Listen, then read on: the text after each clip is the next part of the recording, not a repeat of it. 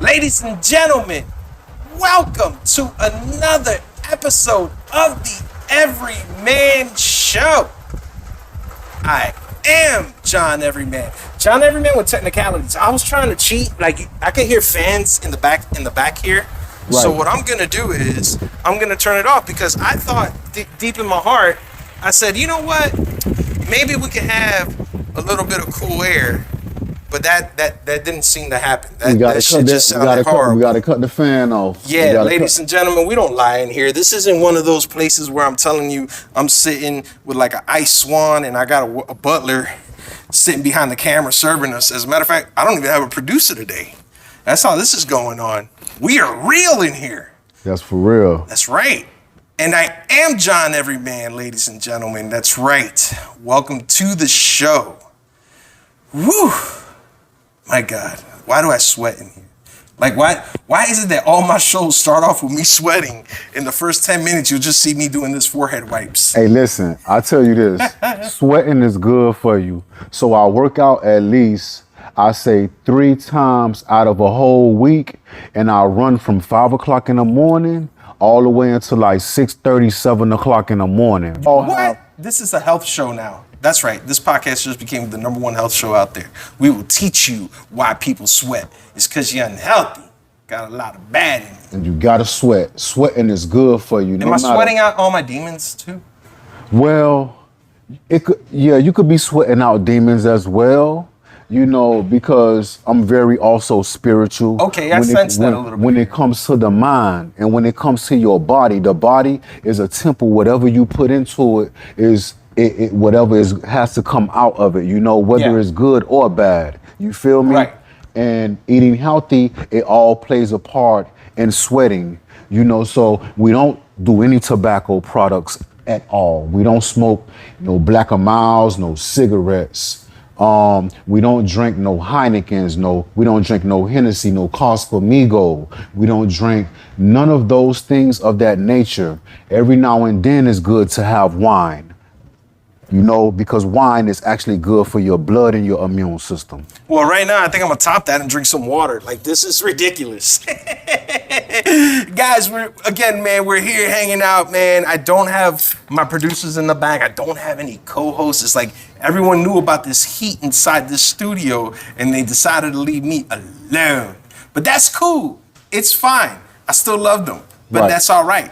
We move on. I am the captain of this ship anyways. Yes, so sir. I'm here for you guys. And I brought a guest. Today. Guys, this guest here is very amazing to me. You know, I've never met you before. Right. You know, I haven't had a chance to ever meet you until recently. You know, we've been talking, you know, for the last several weeks. And, you know, with our next guest here, and I say this to you at the same time, you know, I love people that are tenacious. You know, I love people that are go-getters. I love hustlers. I love people that are persistent and consistent with what they want to do. Right. And when we spoke throughout the weeks, you know, it's what I've sensed, you know, the entire time, you know, that you had this mission about you. And it seems like it's something you're quote unquote here, no pun intended, hell bent on doing. You know what I mean? And making sure that you achieve whatever you're trying to achieve. So when I sensed that those weeks, I was like, man, I gotta bring this guy onto the show and, you know, get to meet you a little further. And just like that, guys, we have someone here who's an entrepreneur. He's an artist. He's a hustler. He's a go-getter. He's what a lot of you guys out there are trying to do at the same time. He is no different. And again, I'm so excited to bring him here onto the show so we could talk further about what it is you've been working on thus far and what you got planned ahead. Guys, sitting with us today, it is, and stop me if I'm wrong here, okay? Because I know we've talked plenty of times and I didn't feel like there was a moment in the conversation I could correct it, but the name, Dollar Bill. Dollar Bill, that's what it is. All right, see people, I got it right, Dollar Bill. That's what it is, red dollars, blue faces. Where are you from originally? Originally, I'm from Little Haiti. Okay, here. I grew up in Sable Palms. Is that's a little area community inside of That's in Little Haiti, yeah. Okay. What was that like? What was it like for you in Little Haiti growing up, or were you there just briefly, like because it sounded like you've been to a lot of areas. I grew up at the time when Zopound was in effect, when they had John Doe. You had the Haitians, and then you had the people in the city area. They would come to Little Haiti, or they will already be scattered out around like Edison Projects, Victory Homes, and stuff like that. It's a lot of neighborhoods and a lot of places where I have got my hustle ethics and my my business skills on how to if I knew the things that I knew now, I would have been took off, especially with the music. But now things, they cost money. And if you want things to be done right, you got to pay that money. And if you want things to just be how they are, then you're not going to get what you pay for what you want. Right. So you being in this area, I guess these fundamentals, are you talking about that you learned a lot of these fundamentals in Little Haiti while growing up? Yeah, I learned. Because you did mention also here a moment ago Overtown. Yeah. Which I love Overtown. Overtown is actually Overtown in Liberty City, which is Poke and Beans, which they're tearing down right now, and they're gonna make that Liberty Square. Yeah. It's a lot of you gotta take a lot of people from out of one district area to transfer them to another community for the city to become better. People don't know how to enjoy the nice luxury things. They take advantage of that. And you growing up, I'm sure you experienced a great deal of that, because I didn't live in Little Haiti, and Overtown, believe it or not, growing up, it was right next to Little Havana, especially just on the area where I was. It was like we were really on the border. What separated us was the bridge on 7th Avenue right here. Right. And, my memories of Overtown, it was always harsh. I remember I was a young kid, but the Overtown riots in the 80s. Like, I heard the stories, and when I went out there, the community's beautiful. I love everybody that was out there.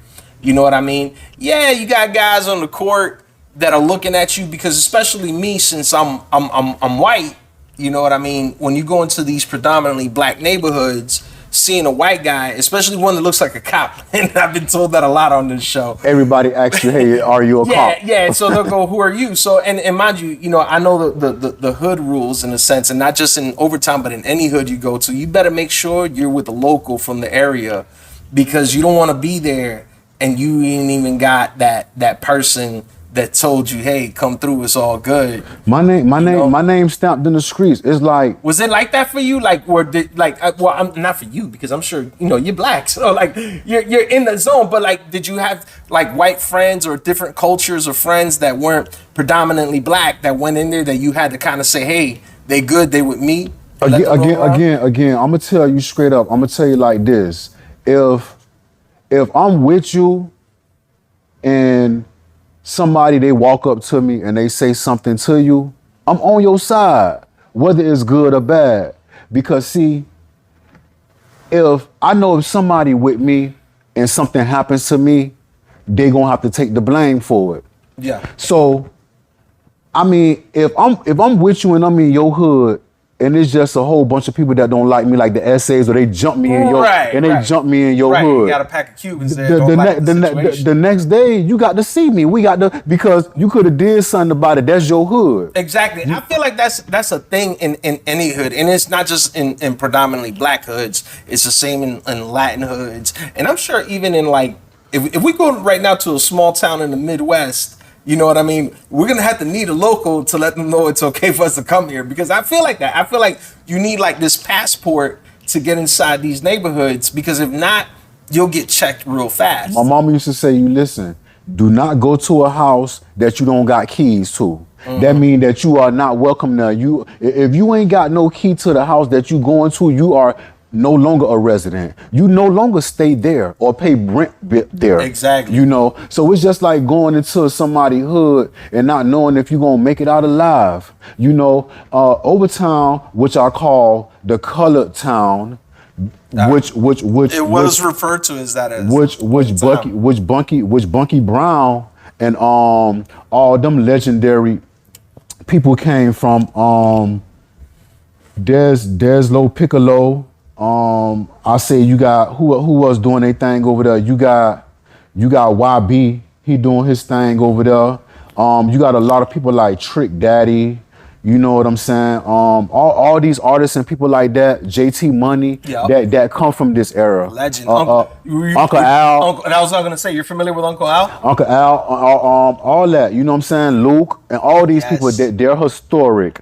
You Yeah. know, as the years goes by, they don't get the credibility for what the work they done put in out there in the streets. You know, so it's a lot of people, they going legit now. It's best to be legit and just stay out the way, because it's a war going on in the streets. So you don't want to be a part of that. You want to get your money, stay out the way, stay low key, don't let nobody know how you moving. And the best way to move is in silence, because a person, they'll never know how you moving. Music, right? You said you're an artist here. Right. Are you a recording artist, or you're a producer? What exactly? I'm actually a songwriter, because I write all my lyrics. It's nothing ghost written. Okay. I'm an artist, an independent artist. I don't believe in signing a deal with a major record label right now, because my numbers are not where they need to be as an artist. But I work with different artists and different people in this industry.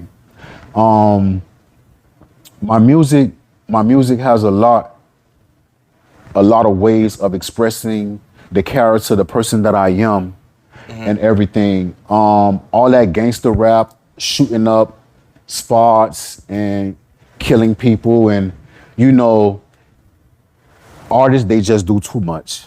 For the fame. And I've posed that question out here so much. You know, I've even thought about it getting older. You know, listening to the hip hop music predominantly in my life growing up.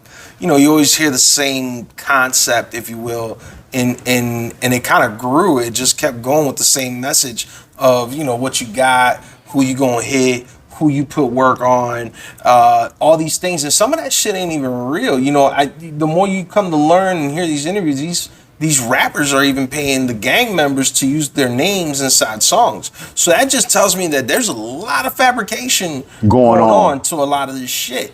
So, you know, I can see what you're talking about. But you know what, just to circle back a little bit and going back into your earlier days, what were some of your earlier moments for music? What was your early influence growing up? Okay, so I grew up in the church. You were in the choir? Yes, I grew up in the church. I was in the choir and everything.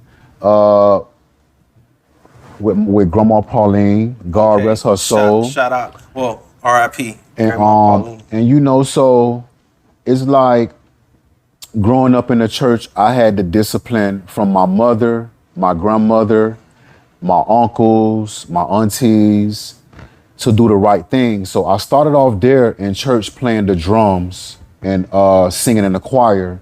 And then after that, I started freestyling reggae music. But in patois, the whole flow? Yeah, and reggae music. I used to freestyle in Jamaican and patois and everything. So you know, I surround myself around a lot of different cultures. Hip hop wasn't quickly a presence in your world then. It was more, you know, the church hymns, the reggae records, the gospel music. Right, the and gospel music. And then I grew up listening to a lot of Tupac. Okay, Tupac came in at some point. I love Tupac. Tupac, he inspired me a lot. First song you ever heard of Tupac was what? Let me see. Cradle to the Grave. I listened to a lot. That was the first one you heard. The first song. No, strictly for my niggas was the first album. Strictly for my niggas was the first album of Tupac that I was actually listening to. So early on, again, you were talking about gospel music, the reggae. You became a Tupac fan. Is that where hip hop really took over your life there in terms of likings? Okay, like I listen to a lot of music. I love a lot of music. Sure. Especially when it comes to, you know, legendary artists. Patti LaBelle, Aretha Franklin. I listen to a lot of Mary Mary. I listen to a lot of Kirk Franklin. These are gospel artists, and I listen to a lot of Earth, Wind, and Fire. Oh my God, listen, man. As well. I can't name a song right now, but I love me some Earth, Wind, and Fire. I'm really old school. You know, Jodeci, Keith Sweat. You were listening to some of the good shit. Yeah. But how can you listen to gospel music because you're naming gospel, R&B, and reggae ain't that violent, and then switch to hip hop and become. Because I'm assuming you're more into the hip hop artists, right? Right. So how did how did that happen? How did you go from, saying, hey, I want to be a hip hop artist? Because apparently you could have been any other genre from the sounds of it. What made you pick hip hop? Well, by me picking hip hop, I figured that I could mix the jazz and the gospel music and R&B music and all of that together. So it made me want to write more and focus on my music as an artist, because a lot of artists that in the industry right now, it's either they freestyling or the lyrics are coming off their head. From what I understand nowadays, the newer generation rely more on ghostwriters to do their songs. Maybe not like the up and comers. Some of these up and comers out nowadays, they probably still write their shit, right? But I guess once you get to a certain level of fame, you all of a sudden start developing ghostwriters. Right. At least that's the way I understood it. Well, I'm gonna tell you this. I don't need no ghostwrites, and I don't need no freestyles, and I don't need no different other type of writers, because I'm willing to multitask and do all three. Really? So if I'm a freestyle, I'm gonna go hard freestyling, and if I'm gonna write it, it's gonna be way as harder if I freestyled it. Do you take pride in doing that independently on your own? Yes, I do take pride in doing that independently on my own, because I write a song every day. I got a different song that I write every single day, and if I'm not writing a different song, I'm adding lyrics to go with a song to make it. Okay. How did you get started in becoming an artist? Well, the way that I got started in being an artist, I had to actually do everything on my own. I had to actually buy my own beats.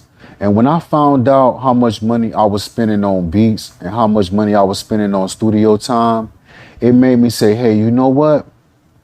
Let me start doing this on my own. Even though I know I was struggling and I needed a little bit of help and a little boost start to push me out there for the recognition, for people to know who I am. So I started working with different artists like Last Name First, Nails Get Live, Amir Rhymes. I start working with people like El Nuri and Gorilla Black. Okay. And these people, they made a way for me to, make the music that I want to deliver to the people, for them to hear and generate the fan base that I need to get the music pumping. Right. But what defining moment? What made you choose to be an artist? Like, when did that happen for you? It happened for me sometime around 2020. During the pandemic?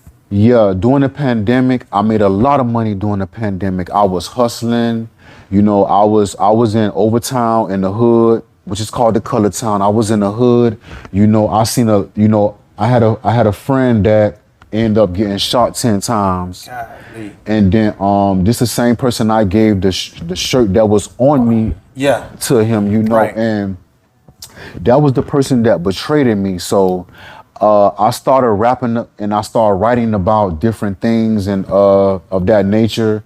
I started rapping about different hoods, even though I talk about Overtown, T4L in my music a lot. Benjamin Franklin, I was talking about red dollars and blue faces. Old Heads was with J.R. Pinchers. J.R. Pinchers is the 3-time Billboard reggae artist. He's from Jamaica and everything. Right. Yeah. Shout out J.R. Pinchers, even though we might had a few issues and we wasn't seeing eye to eye, when it came time for me to upload the song Benjamin Franklin. It was all good. It was all good. And then, that's when he was asking questions about the percentages, about the splits. Me being an artist, it taught me a lot about splits. It taught me a lot about copyright written stuff. It taught me a lot of stuff about the business that I didn't know. A lot of the legal world, if you will. A lot of the legal stuff, which a lot of artists don't do that, man. Some people get started and they just turn around and just start rhyming and jumping on tracks without understanding there's a business side to this, and not just for music. I mean, anyone out there, if you guys are listening, I mean, if you want to be an artist of anything, it doesn't matter. It's not just be an artist. There's the artistry side and there's the business side. And to be quite honest, where you'll see the success of your artist side is it'll be dictated by how well you're going to manage the business side of things. Right. If you could be all the great artists in the world, but if you don't know how to manage things professionally, or at least find individuals that can work with you on such level and have the understanding and the cadence to properly handle these things with all sense of maturity, it's not, you could personify whatever you want in front of the camera or in front of a mic or in the studio booth. But when it comes to that business, those same men in there don't give a fuck that you got dope flows right now. That's real. What they do give a fuck about is, what are we doing here? What's the deal? Like, you've made X amount of money. This needs to go here. This needs to go there. This is for you. This is for them. You understand? So, and until you understand how to properly even manage that, because you can get fucked in those processes, it doesn't matter. Again, your music can be a complete waste and fall on deaf ears because of that. And I'll tell you what, when it was time for me to drop Old Heads, I went to pawning my rings and everything just to pay JR Pinchers. I'm the type of person I believe in on treating people the right way. Because if I ask for your service, I would want you to treat me as equal as everyone else would want to be treated. Right. God said you treat others as well as you want them to treat you. So I believe in that old saying, so now I'm just focused on me. I'm just focused on me and focus on, how I'm gonna, build my fan base and how I'm gonna get people to listen to my music and get people to spend money, because I'm in the game to sell records. I mean, if you're in this, you could have it as a hobby passion, but at the end of the day, if you're really pursuing this, I'm assuming it's to generate some sort of monetization, some money, get a deal out of it, or a distribution deal, or, end up becoming an actor. Who knows where it takes you? Right. But just to do something to translate into the financial successes of what it should be. That's just what this is. I think that's what any of us do anything. Exactly. Your whole situation just doesn't stop at hip hop. For you, it's a little more than that. Business in general. So, I see these products you have here. So tell me more about this side of your life now. Where did you get, what are we looking at? How did you get involved with this? Like, what's the whole story here? Okay. Young Harris, this is making me crazy. Okay, so hold on. Now you're giving a name, but what are we holding here? What is this? This is my product right here, Young Harris LLC. This is like a bar of soap. That's soap. Okay, so is this like an organic soap? That's an organic soap. It has a You beautiful. made it? I actually get it from a company. Okay. That sells it, and I buy it by bulk. I hear you there, but as far as the soap itself, like, you told me it's organic. Why, number one, pick organic? Are you big on natural stuff? Yes. Organic? Yes. Are you vegan? I am vegan. You are? I don't eat pork. I don't eat beef. But you eat fish, though. So fish is like the best. Tilapia, fish, salmon is like the best thing. Salad. Now, if you eat fish, you're a pescatarian. So when I say vegan here, I'm saying like nothing with a face. Like, you don't even drink like dairy milk type of vegan. No, my milk is soy. Okay. So That's almond vegan because you don't drink regular milk. Almond milk, like, is what I use in my house. So that's not vegan. That's vegan. But I don't drink milk like that unless I have like a coffee or something like that. So you're into veganism, but you're not like this hardcore, like over the top vegan where everything has to be a plant. No. I'm on a low salt diet actually. So it brings me back to when about the sweating. You are what you eat. You This are. man just keeps saying I'm very unhealthy. You are what you eat. If you're gonna continue to eat junk food and drink products that got sugar in it. See me, if I'm gonna drink iced tea, I'll drink it without any sugar. If I do tea, I'll use light brown sugar. Is brisk in a bottle considered tea to you? It is, and it got too much sugar. Okay, so I drink tea with too much sugar. Too much sugar.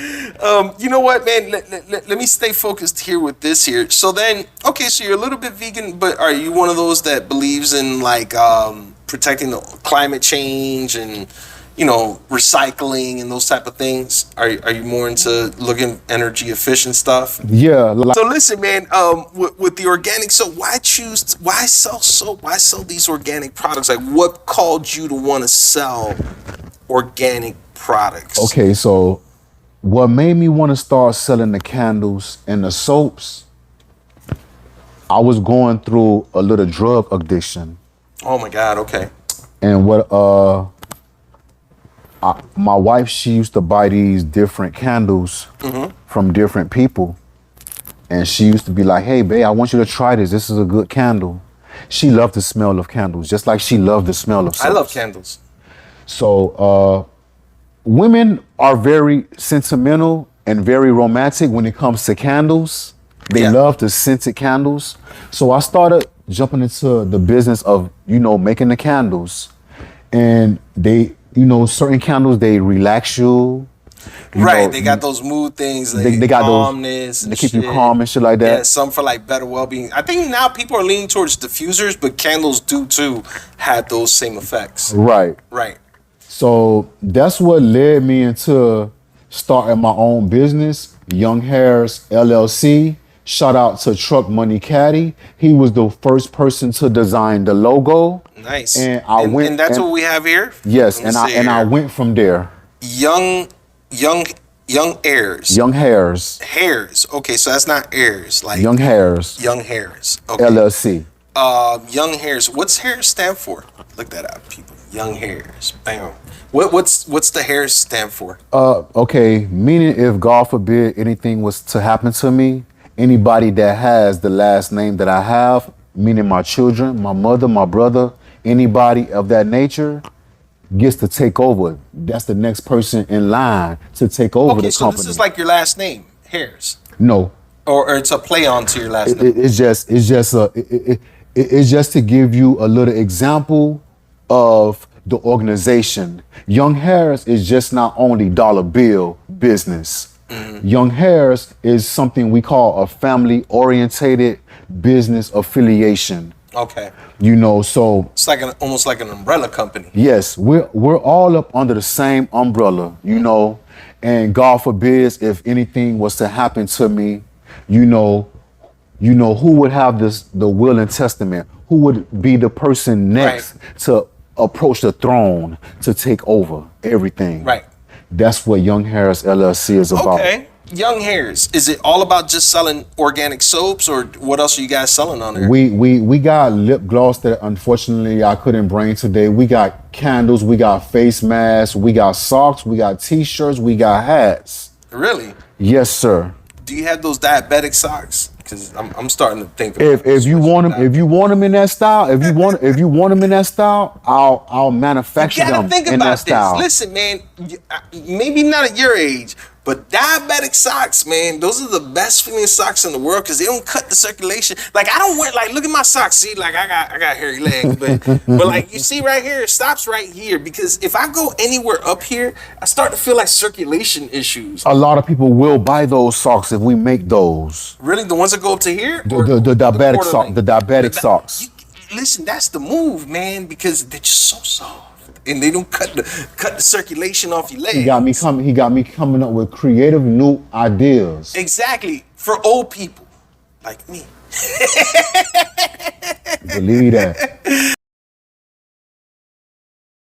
What's your ultimate goal through the music and your products? Like what's your goal here going down the road? My goal is to actually like, you know, make sure my product gets out to the right people that it needs to get out to, and to have as many clients and customers as I could get to generate a certain amount of money for me to actually lean back on to put into my music.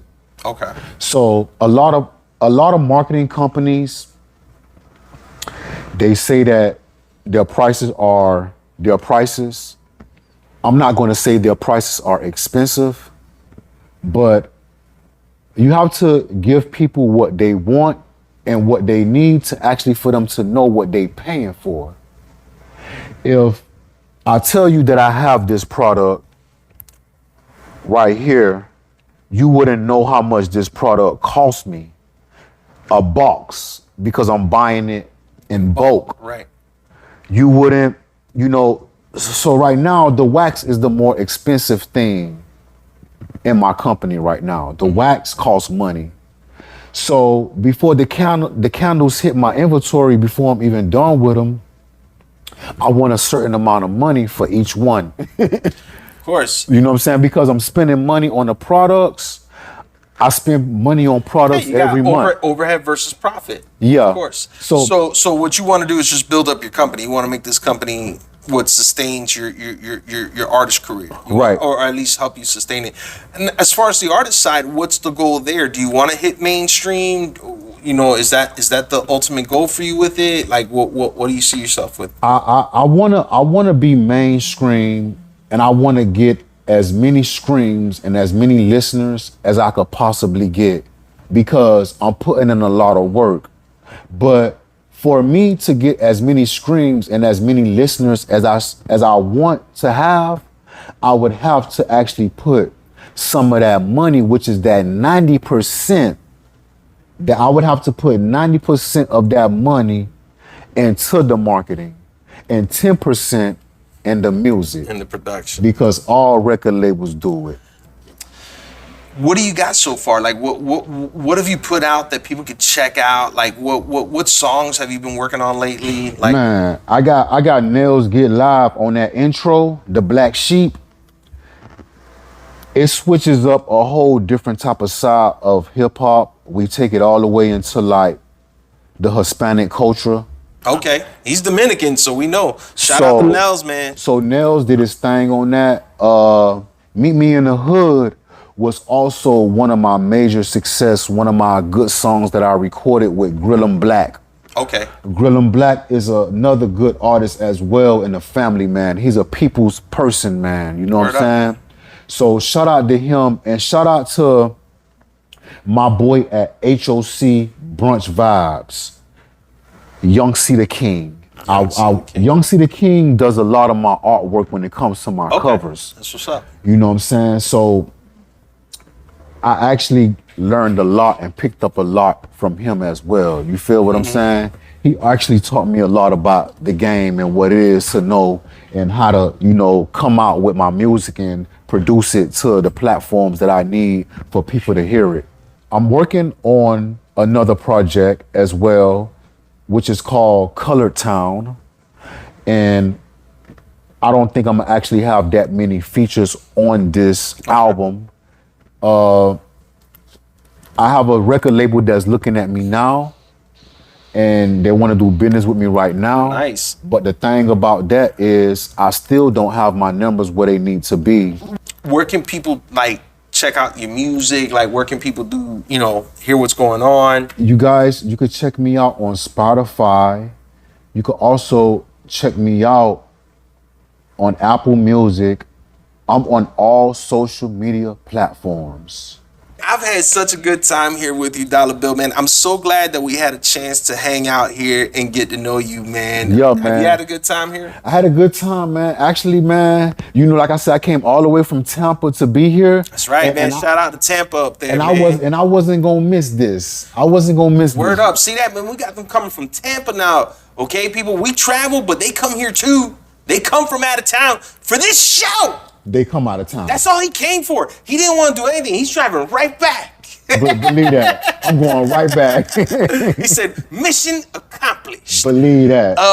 One more time, man. Where can people follow you, and where is it that people could check out the products? Just real quick. You guys could check out Young Heirs _ LLC at Instagram. You could also check me out at I am _ dollar bill on Instagram. You could also check me out on Apple Music as well as Spotify and all of those other platforms and things of that nature.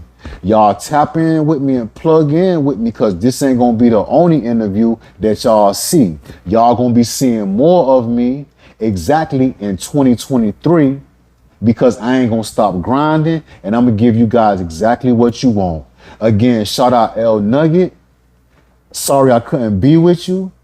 And when it's done, you gonna get this footage, my boy. That's right, people. That's right. So thank you again to my good man here, my brother. I don't know how to do it anymore. After COVID, we all fucked up the handshakes, right? Yeah, people they just... Yeah, you just work with it and see whatever happens and lands. Yeah, some people they got their little handshakes or whatever, or their little gang sign. Yeah. So guys, listen, you see that box that pops up right here, right? Make sure you look us up. Everyman Podcast Show, okay? That's why the search box is here. You could use it on social media to look us up. It's Everyman Podcast Show. You want to find us on YouTube, you can now subscribe on YouTube too. Do not forget to click that subscribe button, get the notifications, and meet guys like Dollar Bill, man. Don't forget to share. Exactly, and sharing too. Make sure you let your friends know we out here. And I am John Everyman. I want to thank you guys again for being with us. Again, my man Dollar Bill, you the man. We'll see you on the next episode, people. Deuces. Smoking around, plotting through your fucking hood. I'm like, meet me in the hood. It ain't no good. I roll your whole life in the backwood. LHBG, T for well. I'm always in your hood. Got that blinky on my side. Catch your body understood. Get money, yeah. We living good. I'm an OG stylist. You niggas be childish. Oh, they said they ain't cutting the lights off. Okay, I was just making You sure. don't pay me enough. Yeah, the sound guy says it's over. Fuck you. I don't even care if I got nothing to do with the electricity. I'm just out of here.